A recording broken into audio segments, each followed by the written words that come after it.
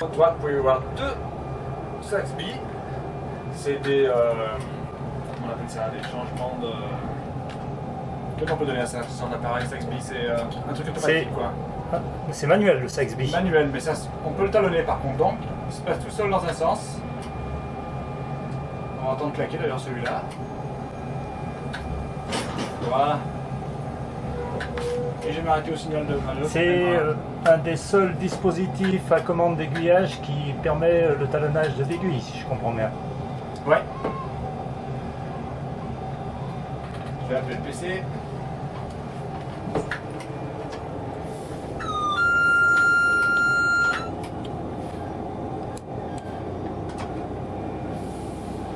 Et je vais attendre qu'il veut bien me répondre. Oui, qui appelle? Oui, c'est la 209 là. C'est laquelle? 209. 209, qu'est-ce qui lui arrive, ce drame? Eh bien, on m'a échangé avec la 5 qui a un problème de porte. Alors, la 5, oui, ok. Eh bien, je regarde comment ça se passe. Hein? Ouais, d'accord, tu me rappelles? Hein? Tu nous rappelles? Ouais, je t'en rappelle. Merci.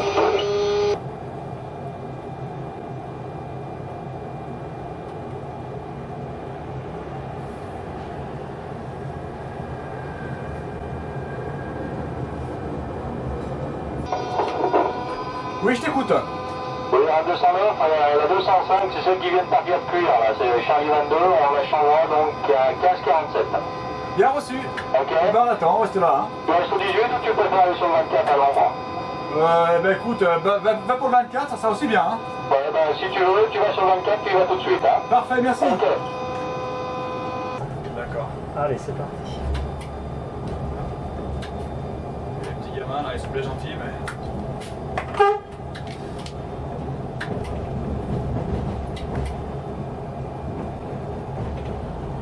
Au revoir. Alors voici l'entrée en ligne. Un coin assez pittoresque. Oui. Et nous allons jusqu'au trottoir de manœuvre, là, que nous apercevons. Hein. Voilà. On va pouvoir revenir ensuite sur cette aiguille là, sur l'aiguille 17.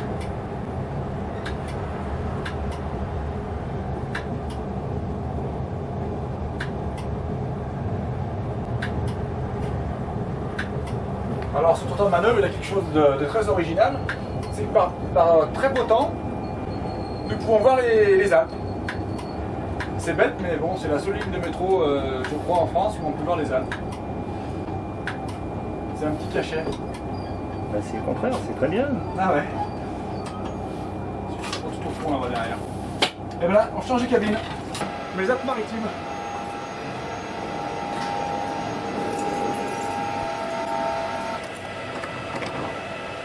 Garage.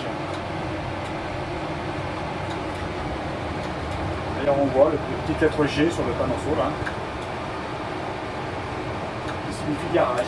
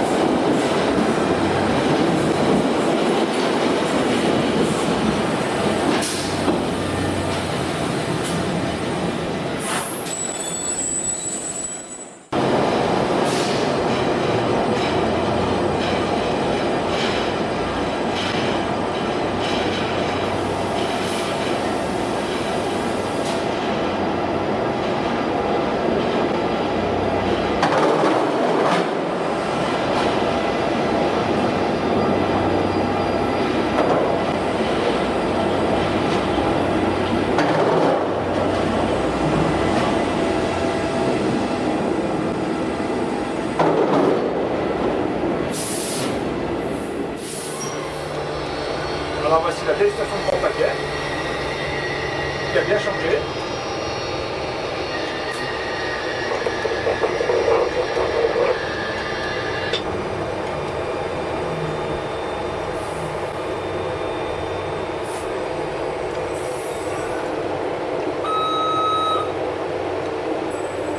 Et le voyage continue.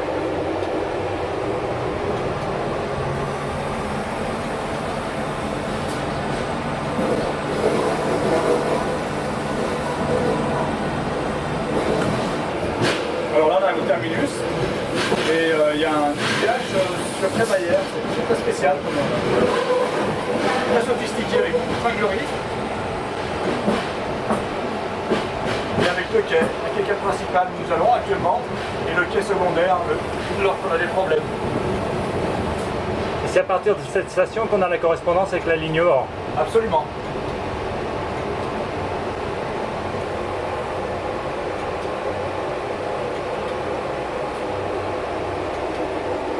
Alors l'avantage d'avoir deux quais aussi, c'est qu'on peut se permettre d'ouvrir des deux côtés à la fois. Ça, les gens peuvent sortir un peu du coup.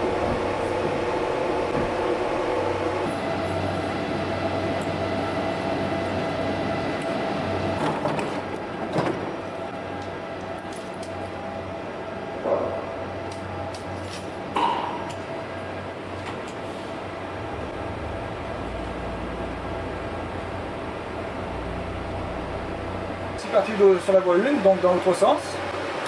Je commence à fermer les portes du côté droit à l'aide des téléviseurs parce qu'il y a des piliers, c'est très dangereux. Donc comme ça, je peux bien surveiller si personne n'est dans les portes du côté droit. Et maintenant, la sonnerie a retenti, nous allons pouvoir attaquer la montée. Le DSO est parti, je ferme les portes normalement. Là, alors là, nous arrivons à la station en paquet, ancien terminus du funiculaire, qui reste très original.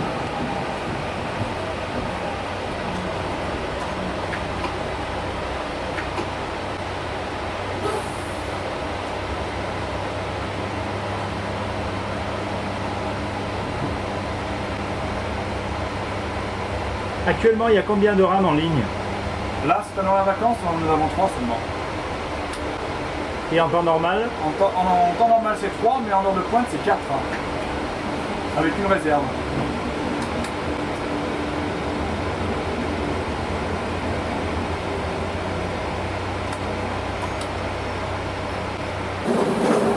Alors, voici à la Croix-Rousse. Revenu sur le plat, avec la fin de la crémaillère. Les freinages sont toujours très délicats. Et devant.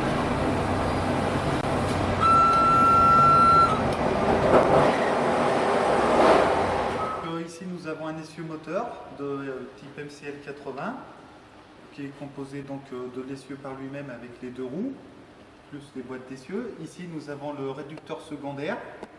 Donc théoriquement on a un arbre à cardan qui arrive, qui fait la traction avec le moteur.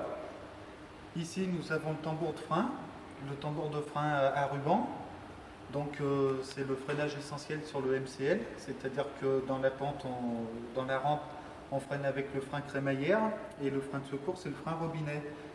Donc pour le frein crémaillère, nous avons ce cylindre de frein là qui agit sur deux ressorts.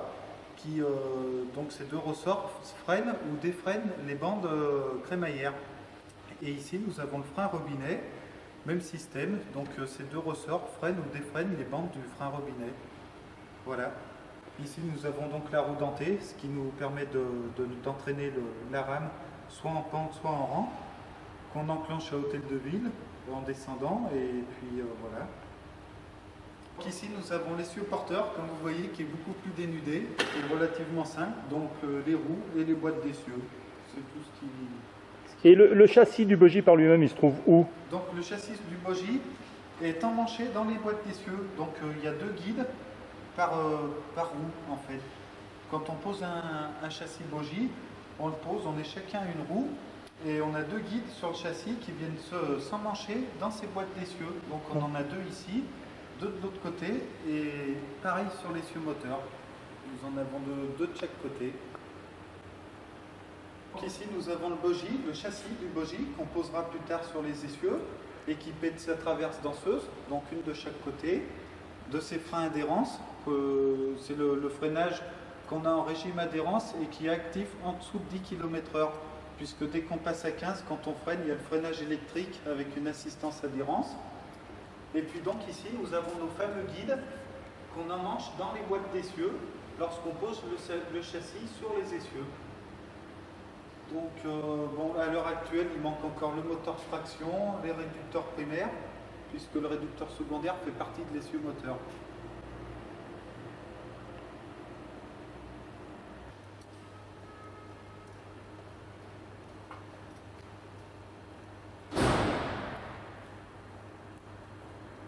Bon, notre fameux essieu moteur, mais vu de dessous, donc on voit toujours la roue dentée avec le système d'antidéraillement, une partie du réducteur secondaire, et ici nous avons nos freins à ruban. Donc le plus près de la roue dentée, c'est le frein robinet, donc ce qui sert de frein d'urgence, et côté roue fer, nous avons le frein crémaillère qui sert de frein de service normal quand on est en régime crémaillère. Donc on aperçoit ça, ce sont les suspensions des bandes de frein, puisque frein desserré, on a une certaine tolérance qui nous permet d'avoir un galbe autour du tambour sans frottement. Oui. Donc plus haut, on ne peut pas voir les ressorts qu'on voyait tout à l'heure et les cylindres qui se situent au-dessus du bogie. Ici on voit une partie du système de freinage adhérence. Donc ce sont des sabots qui viennent se bloquer tout autour de la roue lorsqu'on demande une consigne de freinage.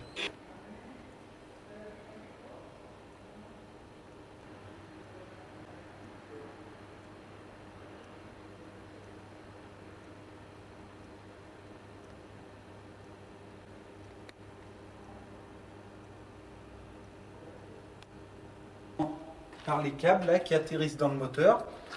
Le moteur entraîne le petit cardan, donc, qui entraîne à son tour le réducteur primaire. Ce réducteur primaire sert donc pour les deux régimes, hein, donc crémaillère et adhérence. Suivant le régime où on est, on voit deux introducteurs d'air.